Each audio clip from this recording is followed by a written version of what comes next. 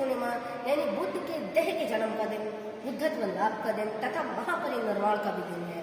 यानी आज ही के दिन उनका जन्म हुआ, आज ही के दिन उन्होंने ज्ञान प्राप्त किया और आज ही के दिन वो इस दुनिया को भौतिक रूप से छोड़कर चले गए थे। है ना एकदम सरप्राइजिंग। तो दोस्तों, आज के इस पावन पर्व पर मैं हूँ लखनऊ के ऐतिहासिक बौद्ध विहार रिसालदार पार्क में और मेरे साथ है इस बौद्ध विहार के विहाराध्यक्ष भंते श्री ज्ञानलोक जी। वंदना में भंते जी, कृपया उपासकों को ये बताइए कि बौद्ध धर्म किस तरीके से एक व्यक्ति के लिए उसके व्यक्तिगत जीवन में और समाज के लिए उपयोगी और कल्याणकारी है। भगवान बुद्ध का धर्म जो भगवान बुद्ध ने पहला उपदेश दिया धम्मचक्र हुआ था जी।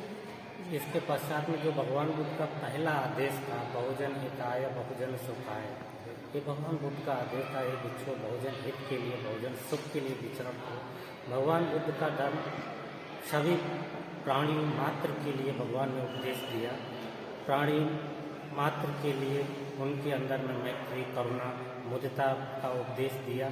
जो भगवान बुद्ध ने शिक्षाएं दी हैं वो सभी प्राणियों के उनके हित के लिए उनके सुख के लिए हैं।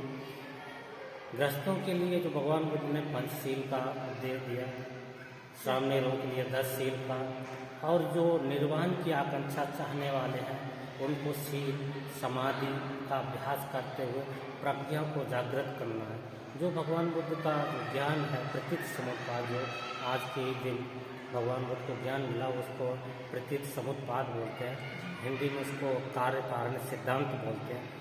ये संसार जो चल रहा है वो सब कार्य कारण सिद्धांत पे चल रहा है कि कोई भी घटना घटित होती है उसका कोई न कोई कारण होता है। अकारण कुछ भी इस संसार में नहीं होता, सभी कारण से उत्पन्न है, सभी हेतुओं से उत्पन्न है।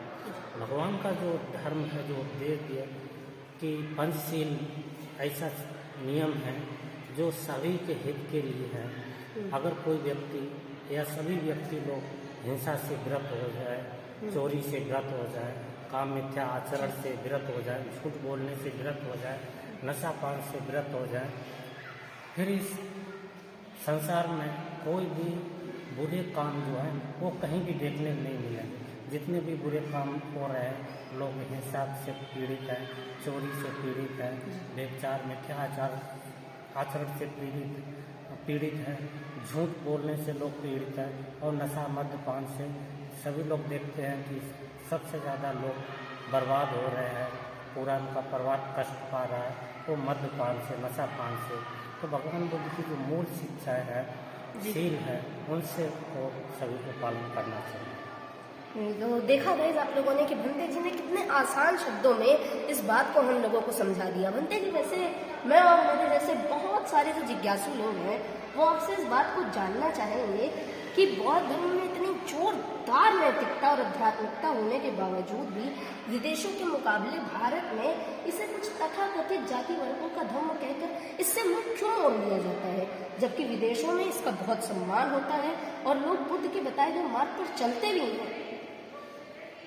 अभी जब से बोधिसत्व बाबा साहब भीमराव अम्बेडकर जी ने 14 अक्टूबर 1956 से बौद्ध धर्म स्वीकार किया, इसके पश्चात में ये टाइटल अनुसूचित जाति के लिए लोग लगाने लगे हैं कि बौद्ध धर्म अनुसूचित जनजाति का बौद्ध धर्म है।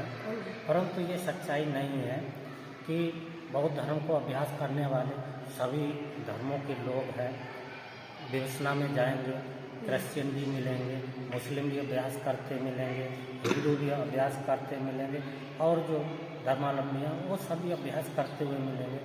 दुनिया में सबसे ज़्यादा पढ़ा जाने वाला धर्म जो है आज बौद्ध धर्म है और भारत में भी सभी जातियों के लोग धर्म को अध्ययन कर रहे हैं।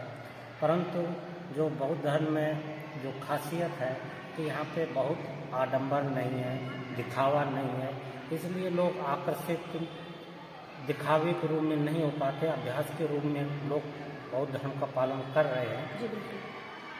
और जो दिखावा नहीं हो पाता है तो इस कारण से लोगों को लगता है कि बौद्धों की संख्या बहुत कम है और परंतु अभ्यास करने वाले भगवान बुद्ध ने भी उपदेश दिया है धर्म जो है वो दिखाने के लिए न, अभ्यास करने के लिए।